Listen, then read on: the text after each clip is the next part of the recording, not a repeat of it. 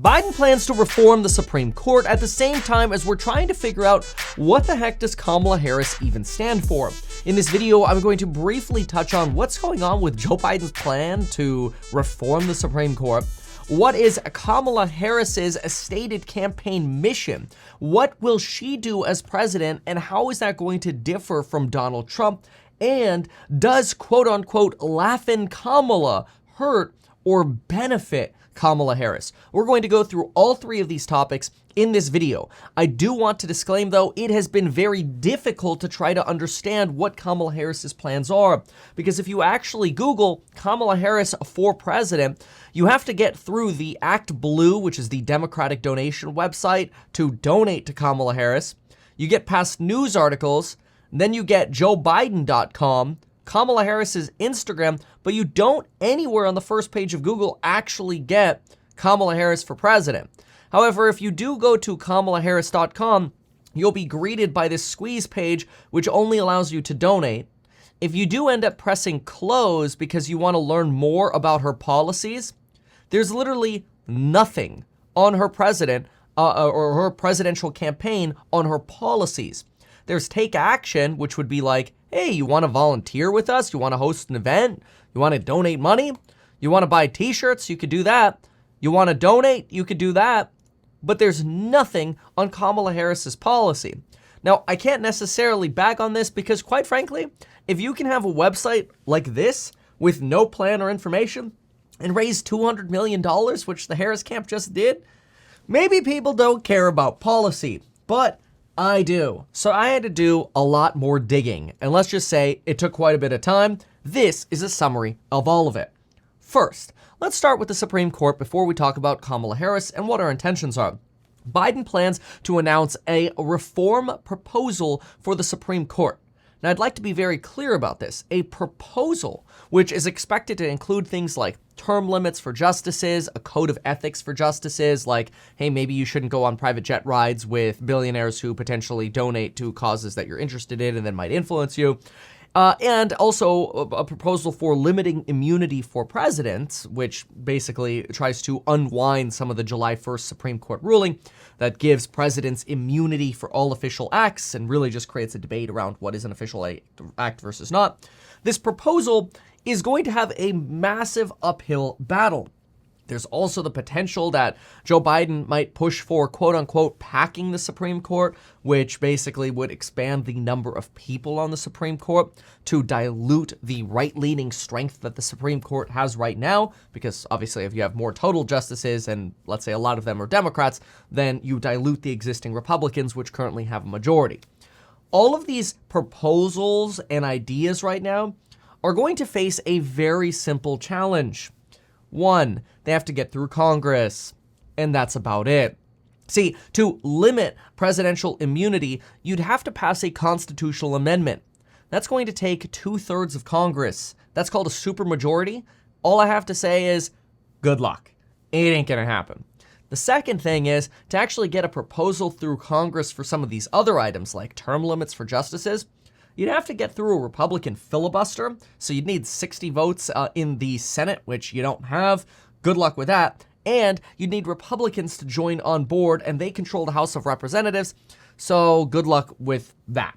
Obviously, any proposal from the Biden campaign right now is going to come across as partisan to dilute the power of the current and existing Republican or conservative majority in the court, and it's just not going to pass Congress. So frankly, a lot of this talk about packing the Supreme Court or Biden's proposals and Kamala's potential for supporting these proposals, it isn't going to happen. But what could happen is if Democrats sweep the election in November, you could have Kamala inherit these proposals for next year. And if they control the House, Senate, and presidency, then yes, maybe these proposals could get pushed through. So this will be a debate and campaign issue, which is why I'm bringing it up in this video. Now, speaking of debate, there's been a lot of talk about whether or not Kamala Harris and Donald Trump should debate. Obviously, the answer here is yes, they must debate. For the good of the American people, the country, righteousness, democracy, and for our republic, we must have a debate. That's how we were able to flush out Joe Biden, and is probably why Democrats wanted to hold it so early, so they could also flush out Joe Biden. But anyway, let's talk a little bit about debate, and then we'll get into policy. Because what you need to see from Donald Trump and what you need to see from Kamala Harris is going to be very different.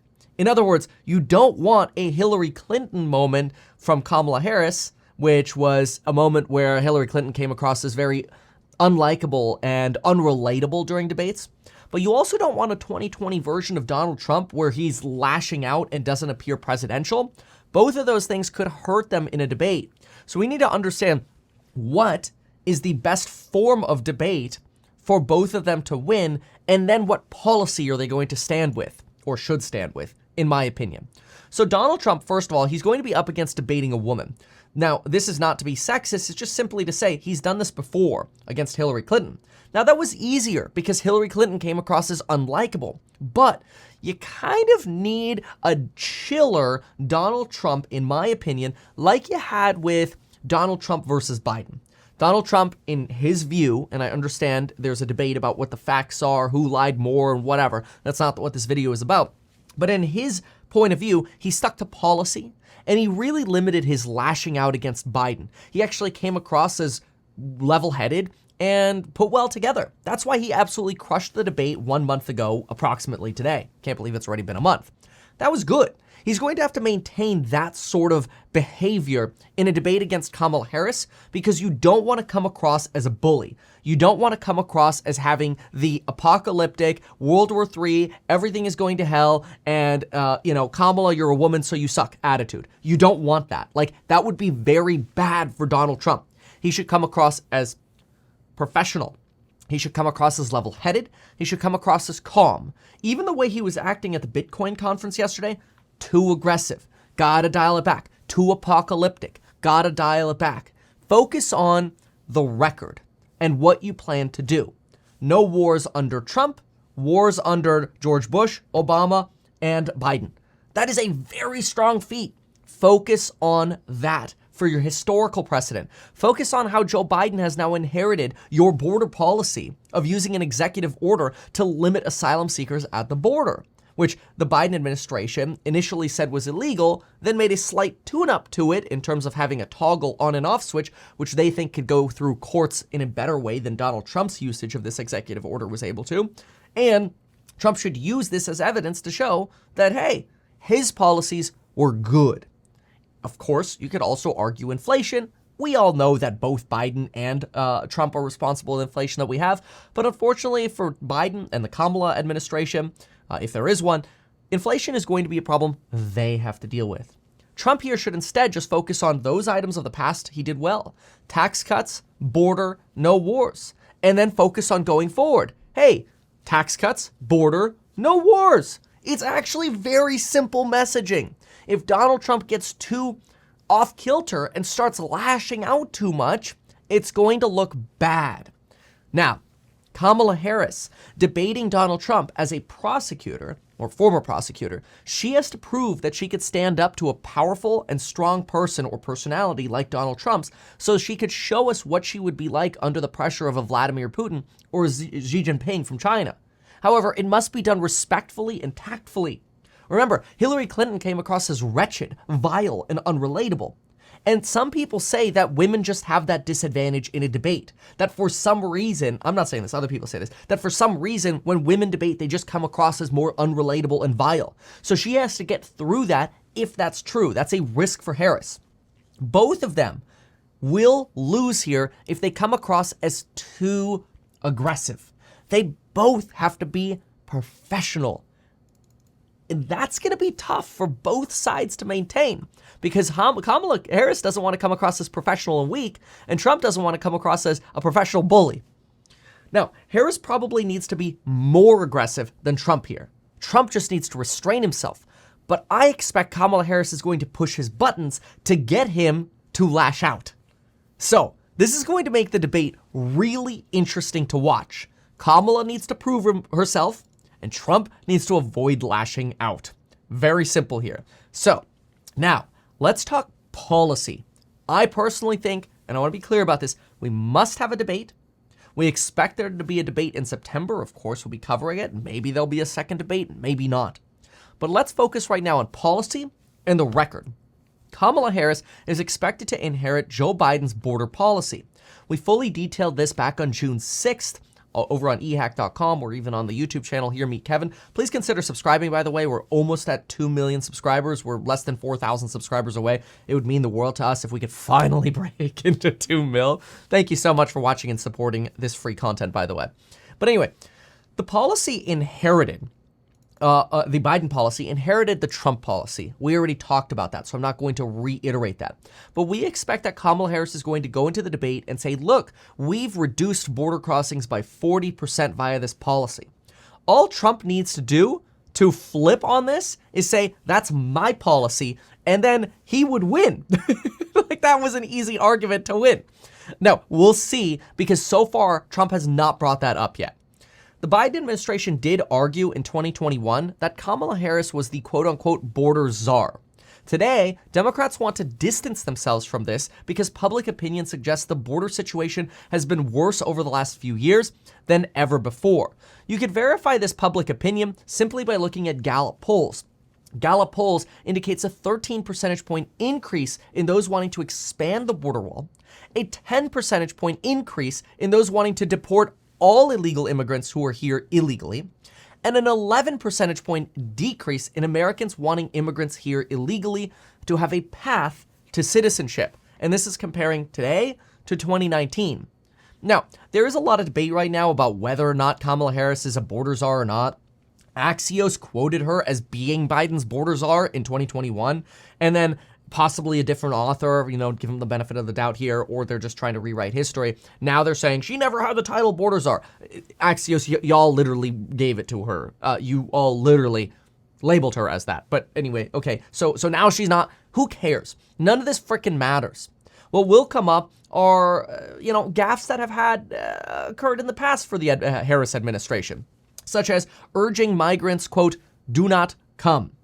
Or another one would be in her Lester Holt interview about visiting the border that she hadn't been to Europe, which is kind of a weird thing to say when it comes to visiting the border. And then, of course, later she visited the border. Those little gaffes are cool for they're not actually going to be severely useful for the future. And that's what we want is we want to know what's her future policy. And so my expectation is Kamala Harris's future policy on the border is mostly going to be status quo. Hey, we're limiting asylum seekers, and now we're going to keep doing that. But we're not going to build more of the border. That's likely to be the policy of the Harris administration. So I do expect that Trump would be more aggressive on border policy here. Now, talking about the border policy, it is worth noting details about the wall and how Donald Trump worked the wall. So let's talk specifically about the wall. Trump on border policy. Donald Trump, one second here, almost, there we go. Okay, Trump on border policy. Donald Trump estimated that the border wall would cost about $12 billion per the Brookings Institute. They lean a little to the left side. BBC reports that range was actually between $12 and $40 billion, so Brookings is taking kind of a lower edge here. DHS, Department of Homeland Security, reported the border wall already costs $21.6 billion. So it's worth noting the border wall has either been in the middle of the range or low, depending on which claim you want to argue in terms of how cheap the border wall was. Now, Donald Trump suggests that Mexico is going to pay for the border wall. And of course, a lot of people have said, Mexico hasn't paid for the border wall. Donald Trump initially suggested seizing Mexican remittances back to their families, given that 46.2% of Mexican families live in poverty, and 80% of them, up to 80% of some families' income comes from remittances, money sent back from the United States to Mexico. This would be really painful for a lot of Mexican families, and let's just say that has not happened. So we've not had Mexican families pay for the border wall. Donald Trump has since rebranded this to say that his United States-Mexico trade alliance with Canada, that has contributed to making money for the United States, and that is how Mexico is starting to pay for the border wall. This is debatable. Now, smuggling tunnels, worth noting, are often 70 feet underground, Trump's border wall is suggested to be 6 feet deep and suggested that it would block border walls or border tunnels? Not likely. But they did build a lot of the border wall. There are a lot of people who say that Donald Trump only built somewhere around 80 miles of border barriers. This is true of where there were no barriers before. But Donald Trump did build 452 miles of border wall. That's because there was already a 654-mile section in place, and they rebuilt a good chunk of it, just over about 370 miles that they rebuilt. Of the money they spent, $21.6 billion, they spent about $9,000 per foot on the border wall. Now, of course, there are videos of people cutting through the border wall or whatever, so the effectiveness of the border wall will always be debated. But Donald Trump said he would build a wall. He didn't get congressional funding to do it, so he used emergency powers to do it anyway. And he did build 452 miles of wall. So you have to give him credit that he did build 452 miles of wall. Some of the portions he replaced, maybe they were effective, maybe they were ineffective. Is Mexico paying for it? Maybe through the USMCA alliance, maybe, but also debatable.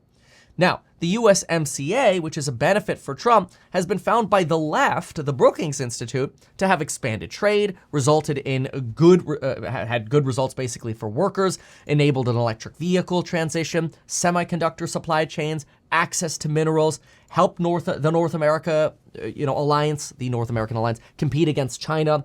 Basically, you got to think about trade in North America. Right now, it's valued at about $3 million per minute. Trade volumes are 44% higher in North America, that is with the United States, than they are with China. So we have a really good alliance with with Canada and Mexico. We've introduced modern rules, digital rules, better working conditions for workers. And so even the left argues that Trump's policy on the USMCA, the replacement of NAFTA, the North American Free Trade Agreement, was good. So far on the border, Trump probably has more to stand on the border than the Biden-Harris camp. Unfortunately, that probably hurts her. Okay, moving on. Where do we stand on UBI? All right, so Kamala Harris has suggested that there might be an interest in providing some form of supplemental funding for Americans. Now, she introduced this sort of policy back in 2022, so it's unlikely that she is running on that same premise today. She's just previously been open and interested to that.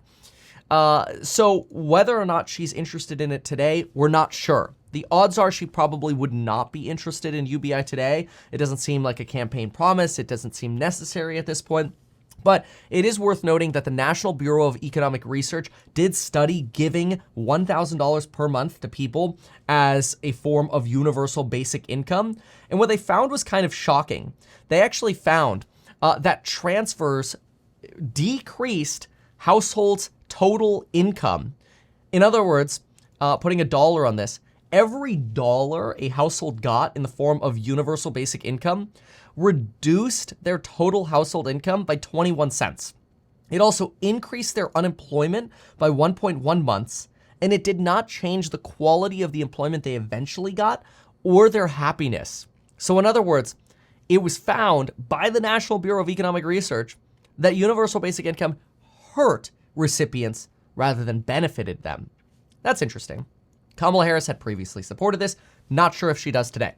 Kamala Harris does support legislation to codify women's rights to access abortion. Democrats like to argue that Donald Trump favors a national abortion ban. He did at one point favor a 15-week national abortion ban, which would still give you abortion up to 15 weeks.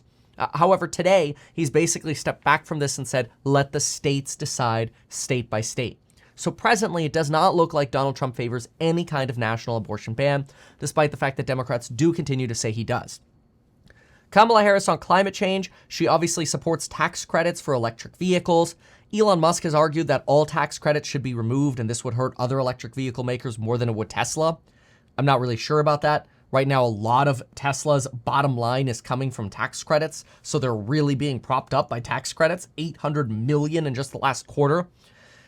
But let's just put it this way. Bottom line, per the Wall Street Journal, Kamala Harris is a bigger fan of government intervention in the economy, and Donald Trump is a fan of less intervention into the economy. So fewer tax credits from Trump for green energy. He calls it the Green New Scam, electric vehicles, and solar panels. So has the Inflation Reduction Act been a benefit for the Biden administration, which could be inherited by Kamala Harris? Well, it's probably way too early to tell. If you look at the left-leaning Center for American Progress, they find that the Inflation Reduction Act created green jobs, helped build out our domestic manufacturing, progresses and plants or whatever, in energy, batteries, mineral processing, electric vehicles, wind, solar, you name it. And they've increased rebates for clean appliances at home, rebates for wind, solar, solar inverters, electric vehicles. These are basically tax credits that incentivize you to focus on things that are green. The Inflation Reduction Act has also helped enable Medicare to negotiate the prices of select prescription drugs, not all of them, does limit the hiking of drug prices on certain drugs, and modernize the IRS to help digitize it. The IRS also now uses AI to target some higher income partnerships. Anyway, that's sort of the more left review of that. The right review of this, which will give credit to the Heritage Foundation for these opinions, says that right now, the Inflation Reduction Act ironically produces more inflation than it reduces. That's because most of the inflation reduction of the Inflation Reduction Act probably won't actually happen until 2028, and it's going to cost us a lot more money than we think it would. In fact, the IRS, or I should say the Congressional Budget Office, projected that the IRA, the Inflation Reduction Act, would cost about $270 billion in deficits between 2023 to 2031. But Goldman Sachs thinks it'll be closer to $1.2 trillion because the Treasury Department is so loose at interpreting what qualifies for those tax credits. In other words, it's almost like Democrats wanted to push the legislation through, assuming that we would use tough interpretations on these credits, but now they're interpreting them loosely now that the bill is passed, and they're going to spend way more money on these green tax credits. Trump suggests he's going to kill all of these tax credits. Elon Musk suggests that's okay, Tesla will be fine, this will hurt other EV makers more, but frankly, a lot of people believe Tesla makes way too much money off electric vehicle credits, and without them, Tesla would be in a world of hurt. Topic for a different video. The Treasury Secretary has also requested that the IRS not increase audits on those making under 400K. That means more of the audits are going to those making over 400K. It's Janet Yellen, by the way. But anyway, back to the Heritage Foundation. The Heritage Foundation suggests that even if we eliminated all of our emissions today, we would only reduce global temperatures by 0.2 degrees in 86 years. This tiny effect, they argue, is not worth running a country with a $2 trillion annual deficit. In fact, US and Eurozone emissions are declining, but it's China and India that are going parabolic. So maybe we should talk to them about controlling emissions and not focus on throwing all this money that's going to increase the deficit on our energy emissions in the United States. Obviously, this is also where you have a difference with Kamala Harris to Trump, where Donald Trump is a big fan of drill, baby, drill, American energy. Whereas the first day Joe Biden took office, they shut down the extension to the Keystone Pipeline. We already know about this. Anyway, so this is useful to know on the Inflation Reduction Act. So now we've hit universal basic income, we've hit the border situation, we've hit abortion briefly. It's pretty clear. We've hit climate policy. On Israel, Kamala Harris does support a two-state solution, and so does Donald Trump. Both of them argue that they're going to work towards a ceasefire or resolution here. Donald Trump rather, his strongest argument is that there were wars under Obama started, under Bush started, and under Biden started, but there were no wars started under Trump. That is just a fact, and it's a strong argument that Donald Trump should use over and over and over again. Kamala Harris suggests, yes, we're going to find peace. We'll negotiate a solution with Israel, a two-state solution between Israel and Palestine, and we'll figure out Russia and Ukraine, which probably involves continuing the proxy war that we're having by funding Ukraine to have the war and weaken Russia for us. Anyway, so now we get to crime. Kamala Harris on crime has been a big proponent of ending mandatory minimum sentences. So like, if you steal X, you will go to jail for at least a certain amount of days. A lot of people have seen that as unpopular because basically you could go steal $10,000 worth of stuff, go to jail, but then get released the very next day because there's no minimum sentence. You also don't need cash for bail anymore. So in other words, you could just bail out of jail for free. and she's a fan of ending the death penalty. She introduced some legislation called Justice for Policing, which would make it easier to prosecute the police. Then the New York Times argued that was her just trying to clean up her record, because when she was a prosecutor in California, she was really bad at prosecuting the police. Instead, she kind of stepped back on prosecuting the police, even though she talks big talk about, for example, prosecuting police in Kentucky after the Breonna Taylor disaster. So anyway, she'll likely have some cleaning up to do on where she was on crime, and California is not the best place to be coming from if you're trying to come across as tough on crime, because let's be real, California is not tough on crime. It's sad. And like what's happening in San Francisco, Santa Monica, you name it, is a complete disaster. Kamala Harris on tax policy says she vows not to raise taxes on the middle class. She argues that J.D. Vance wants to increase taxes on the middle class that doesn't have children.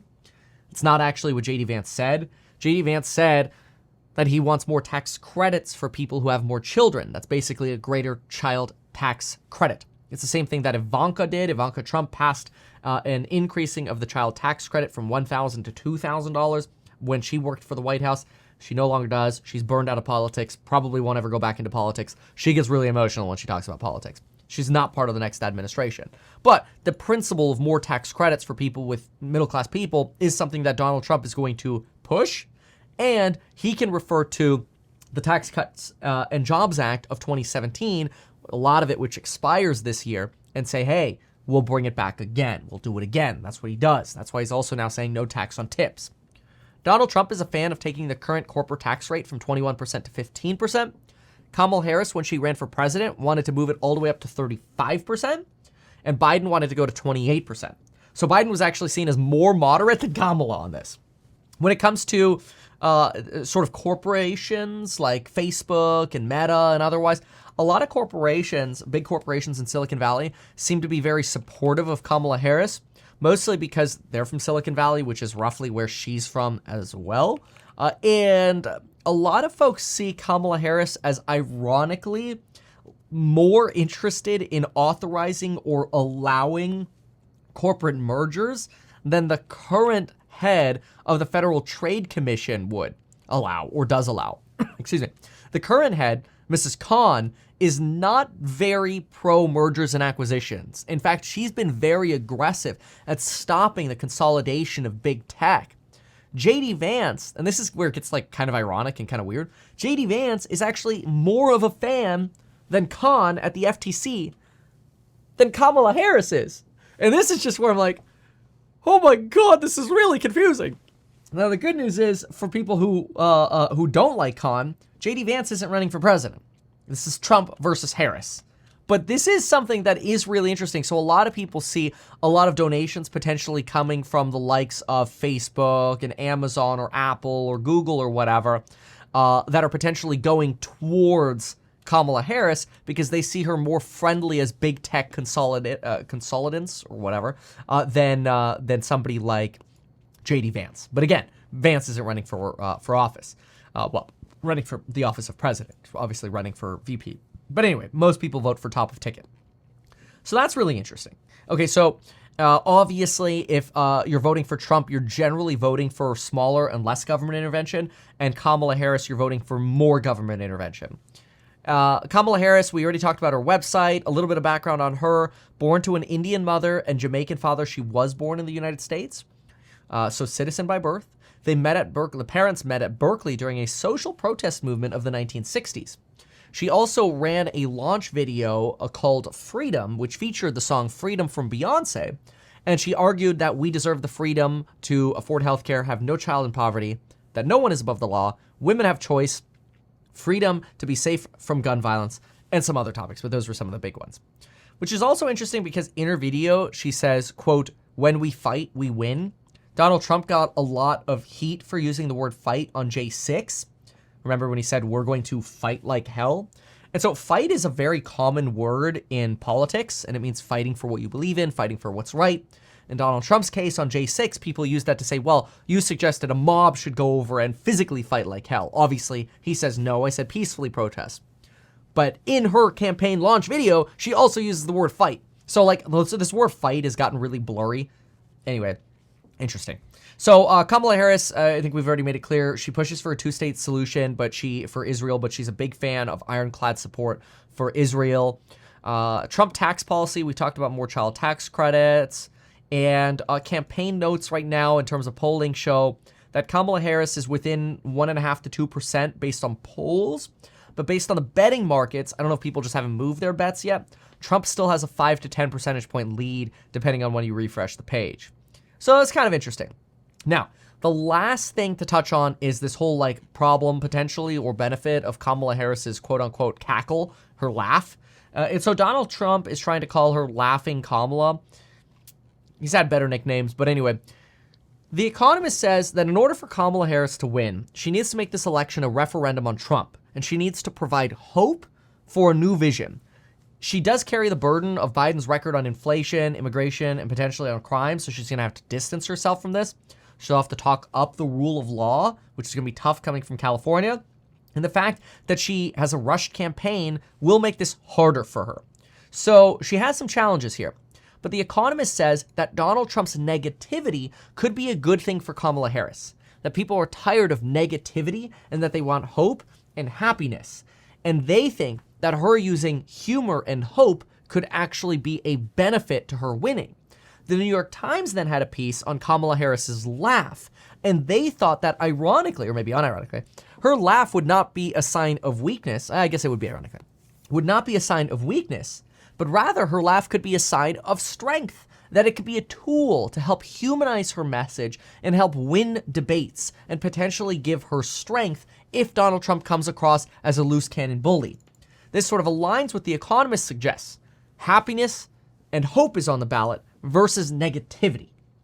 All right, this is really interesting. So let's summarize this all really quickly. Supreme Court, nothing burger for now. If Kamala Harris wins and Democrats sweep, yes, you could see court reform in 2025, but not this year. When it comes to policy, Donald Trump probably has an edge on foreign policy, the border, crime, and lower taxes. But Kamala Harris is going to have more of an edge, obviously, for women's rights in terms of choice, right? People who are trying to push for women's choice, Kamala Harris is going to have a clear edge there. In fact, pretty much any survey you look at shows that white liberal women are all in on Kamala Harris. Okay. Then you're going to have more support for potentially criminal justice reform. That, isn't going to be a strong point for her coming out of California because reform in California has been a complete failure, but that's what people think. That maybe there'll be more of a chance for people who are in poverty, which disproportionately are Black and Hispanic. If you're Black and Hispanic, you're 50% more likely to be in poverty than a white person or Asian person. It's just statistics, okay? This is not about racism. It's just statistics. And so she's going to get probably more of a vote from Black and Hispanic voters. She'll probably get more of a vote on people who want to see a legal path towards citizenship. She'll get more support from Silicon Valley, although there is a lot of Silicon Valley like Elon Musk and the All-In Pod and people that are very, very into Trump right now. She'll get support from Hollywood. She'll get support from the climate changes, the folks who support climate change. And she'll get the support from those who are seeking the most government support possible, whether it's tax credits or otherwise.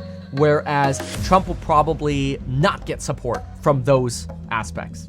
Anyway, that's an overall summary. I know this was a little bit of a longer video, but there's a lot to talk about here, and it took me forever to put this together. So if you like this free information, make sure to hit subscribe. Thank you so much for watching, and we'll see you in the next one. Goodbye, and good luck. I'll keep you updated with more. These things that you told us here, I feel like nobody else knows about this. We'll try a little advertising and see how it goes. Congratulations, man. You have done so much. People love you. People look up to you. Kevin Paffrath there, financial analyst and YouTuber. Meet Kevin. Always great to get your take. Even though I'm a licensed financial advisor, licensed real estate broker, and becoming a stockbroker, this video is not personalized advice for you. It is not tax, legal, or otherwise personalized advice tailored to you. This video provides generalized perspective, information, and commentary. Any third-party content I show shall not be deemed endorsed by me. This video is not and shall never be deemed reasonably sufficient information for the purposes of evaluating a security or investment decision. Any links or promoted products are either paid affiliations or products or services we may benefit from. I also personally operate an actively managed ETF. I may personally hold or otherwise hold long long or short positions in various securities, potentially including those mentioned in this video. However, I have no relationship to any issuer other than HouseHack, nor am I presently acting as a market maker. Make sure if you're considering investing in HouseHack to always read the PPM at househack.com.